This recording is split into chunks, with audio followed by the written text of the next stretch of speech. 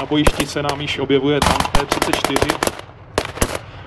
Doporučuji si tento stroj opravdu důkladně prohlédnout, protože zatímco na mnoha jiných ukázkách můžete vidět pozdější verzi tohoto tanku provedení T-34-85 s velkou věží a s kanonem ráže 85 mm, tak toto je poměrně velká vzácnost. Toto je původní verze tanku T-34 typ 76 s menší věží a kanonem ráže 76 mm. Tato verze tanku se úplně původně objevila hned na začátku války na východní frontě, ovšem v tomto provedení je to varianta zhruba z roku 1943 s touto šestibokou věží. Tanky T-34 znamenaly poměrně velký průlom v konstrukci tanků. Má několik dosti revolučních prvků ve své konstrukci, ale možná se k tomu vrátím až ve chvíli, kdy bude ještě trochu klid. Dá se, že přítomnost tanku německé vojáky přišpendila k zemi a v jejich řadách vzniká téměř až panika. Přední zákopy jsou opouštěny. Možná je to právě dáno i tím, že úplně v těch čelních liních opravdu byli Maďaři, kteří nebyli vybaveni tak dobrými zbraněmi pro protitankový boj. A kolem tanku se nám už formuje jednotka ruských útočných ženistů. Dá se čekat, že těsně před německými liniemi se ruský velitel obává přítomnosti min a tak útoční ženisté budou mít za úkol vyčistit cestu pro tank a odstranit případné miny. Případně zjistit, že tam třeba žádné nejsou.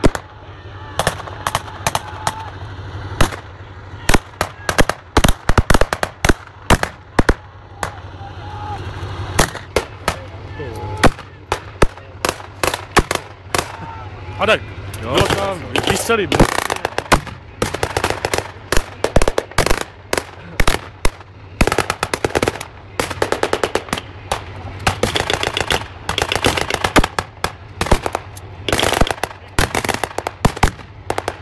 Boj se nám poměrně rozproudil, je vidět, že ruský velitel soustředuje maximum sil do prostoru, v němž má dojít k proražení německé linie. A sovětští vojáci již se dostávají poměrně do předních pozic. Zatímco Němci své zákopy v panice odpustili a stáhli se na druhou linii obrany.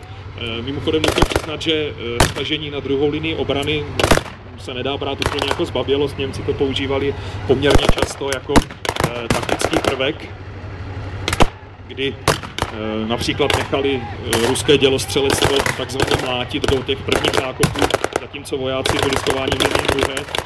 V okamžiku, kdy dělostřelba ustala, tak německý velitel často svoje vojáky vyhnal do prvních liní zpět, což pak pro útočící ruskou pěchotu znamenalo velké překvapení.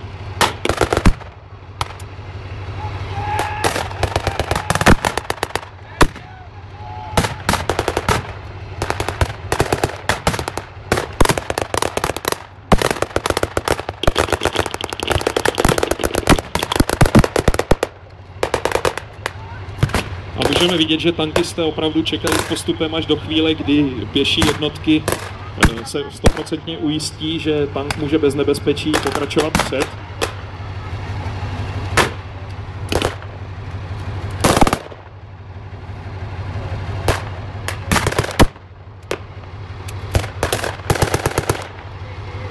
A mezi tím velitel tanku si hledá cíl pro svůj kanon ráže 76 mm.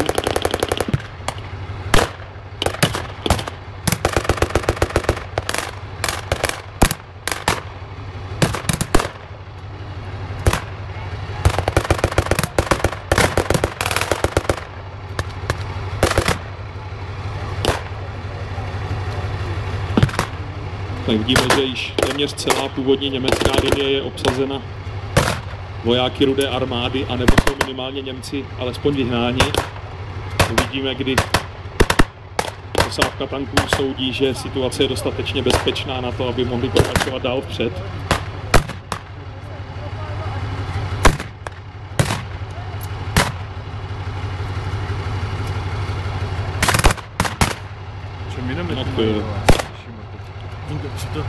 Těsně za linií pěchoty Rudé armády můžeme vidět vojáky s minometem. To je taková příruční dělostřelecká zbraň.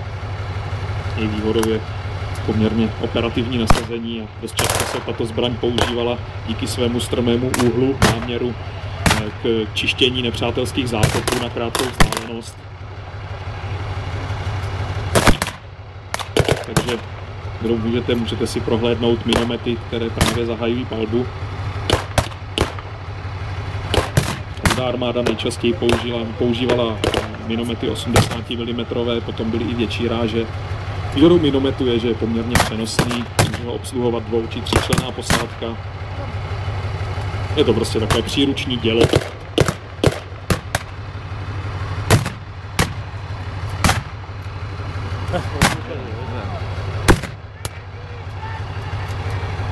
Tak vidíte, že sovětští velitelé se snaží přemluvit posádku tanku k větší aktivitě, činností na bojišti. Ale zdá se, že motor není dostatečně ohřát, či dělo není nabito. A když se nám tank pohl dopředu, tak aby projel liniemi nebo cestou, kterou mu vybudovali vojáci Rudé armády, a aby mohl zaujmout další postavení, v němž bude ohrožovat německou armádu.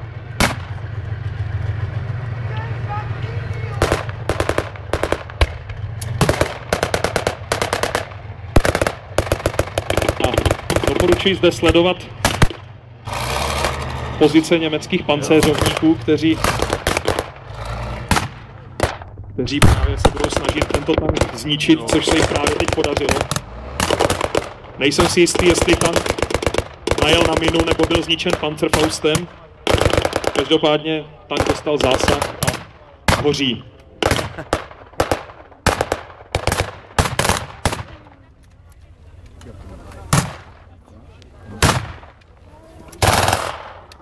Pěkně. Jestli tak mají vevnitř. No, tank se nám halí do černého kouře, takže není skoro vidět, možná je to škoda. Rozhodně bych tady nechtěl být členem posádky tohoto vozidla v tuto chvíli. Ovšem tato ztráta ruskou pěchotu rozzuřila natolik, že se rozhodla zuřivým protiútokem dobít německé pozice.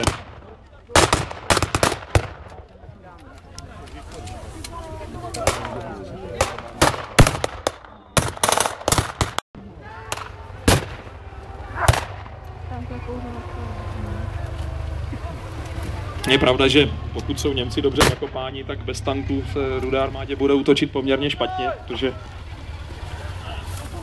protože pěšák je prostě nechráněná bytost, pořád může dostat zásah, není to jako tank. A vzhledem k tomu, že vidíme teda ten tank 34, můžeme si k němu možná říct, v čem tato konstrukce byla výjimečná, aspoň kdy se objevila na bojištích. Hlavní výhodou tohoto tanku byl takzvaný šikmý pancíř. Můžete vidět, že korba i věž tohoto tanku má pláty skloněné poměrně pod velkým úhlem. A v podstatě tato vlastnost sloužila k tomu, aby tank byl lépe chráněn, protože skloněný pancíř třeba při úhlu 60 stupňů má stejnou ochranou vlastnost nebo stejnou výdrž jako pancíř dvojnásobné tloušťky.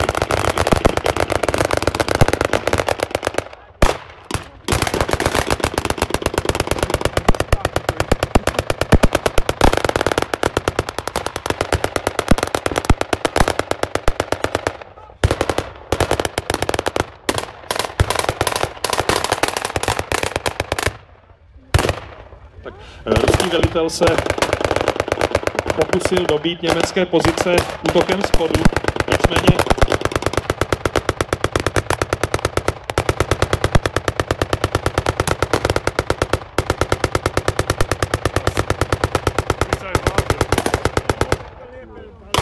nicméně v německých pozicích jsou poměrně dobře rozmístěné kulomety. Doporučuji povšimnout si právě té zbraně, která je blíže k vám. To je kulomet typu MG08, což je konstrukce ještě z doby první světové války, která se ovšem bez problému používala i ve válce druhé.